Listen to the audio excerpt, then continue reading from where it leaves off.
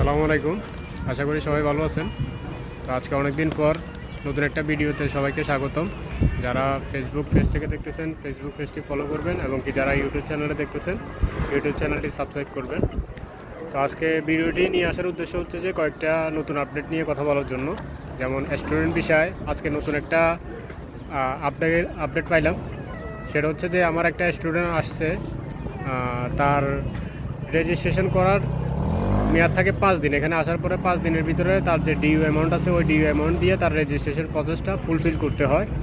তো সে ফুলফিল করতে একটু লেট হয়ে গেছে, তার মানে একটু প্রবলেম ছিল, এই জন্য ফুলফিল করতে লেট হয়েছে, যার কারণে তার পেনাল্টি আসছে 639 ইউরো তার পেনাল্টি আসছে। তো যারা আসবেন তারা এটা মাথায় রেখে আসবেন যে আসার এন্ট্রি হওয়ার 5 দিনের ভিতরে আপনার রেজিস্ট্রেশনটা কমপ্লিট করতে হবে, না হলে আপনি এই পেনাল্টির মুখোমুখি হবেন, এবং কি এই টাকা দেওয়া ছাড়া আপনার স্টুডেন্ট ভিসাটা লাগবে না। এটা মাথায় রাখবেন, ঠিক আছে? আর আরেকটা জিনিস হচ্ছে যে অনেকে আমাকে জিজ্ঞেস করতেছেন যে পরবর্তী সেমিস্টার কবে। সেটা সম্পর্কে আমি অলরেডি একটা পোস্ট দিছি ফেসবুক পেজে।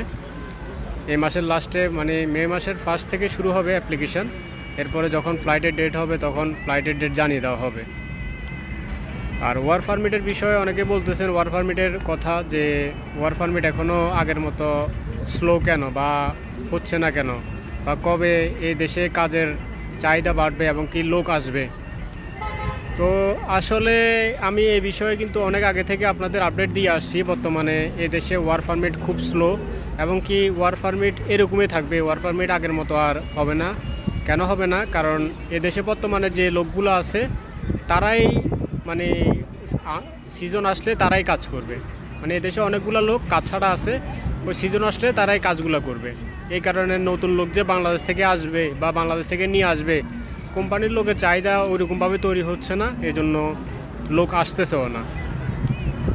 এটা হচ্ছে ওয়ার্ক পারমিটের আপডেট। আর স্টুডেন্ট আপডেট বললাম এতটুকুই।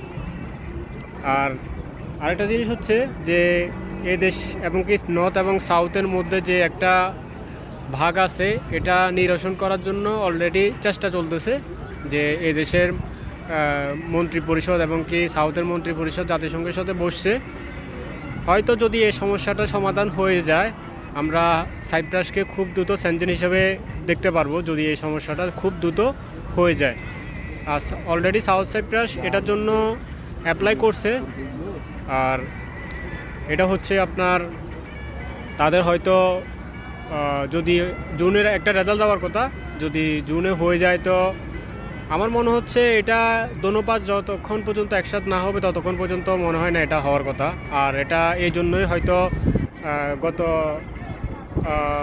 মাসের 16 তারিখে এই বৈঠকটা হয়েছিল, যে এই দেশের মন্ত্রী পরিষদ এবং কি সাউথের মন্ত্রী পরিষদ জাতিসংঘের সাথে এই বৈঠক নিয়ে কথা হয়েছিল আর কি। সর্বদিক দিয়ে চিন্তা ভাবনা করতে গেলে আপনার এদেশের বর্তমান মানে আপডেট কিন্তু মানে প্রতিদিন চেঞ্জ হয় না। আপডেট আগে যেগুলো সেগুলোই আছে, জাস্ট 2-1টা আপডেট চেঞ্জ হয়েছে। এই বিষয়ে জাস্ট আপনাদের আজকে একটা ভিডিও দিলাম। তো সবাই সুস্থ থাকবেন, সবাই ভালো থাকবেন, এবং কি আমার জন্য দোয়া করবেন। আমি যেন সবসময় সুস্থ থাকতে পারি এবং কি নিয়মিত আপডেট দিতে পারি। আসলে অনেক দিন পর আপডেট দিছি, অনেক ব্যস্ত ছিলাম গত 2 মাস। যে আপনারা জানেন আমার স্টুডেন্ট আসছে বাংলাদেশ থেকে, তাদের প্রসেসিং নিয়ে অনেক ঝামেলার ভিতরে ছিলাম। যে আসলে স্টুডেন্ট শুধু প্রসেস করলে হয় না, স্টুডেন্ট প্রসেস মানে লিগ্যালভাবে করতে গেলে অনেক কিছু তাদেরকে বুঝে দেওয়ার লাগে, অনেক কিছুর সম্মুখীন হতে হয়। আর আমি তো প্রসেস যেগুলো করছি আমি থাকি ওদের সব কিছু নিজে প্রেজেন্ট থাকি কমপ্লিট করাইছি আর কি। তো সেই ক্ষেত্রে অনেকে আবার স্টুডেন্ট প্রসেস করে, আমি কিন্তু এই বিষয়ে পোস্টের মাধ্যমে বলছি স্টুডেন্ট প্রসেস করে।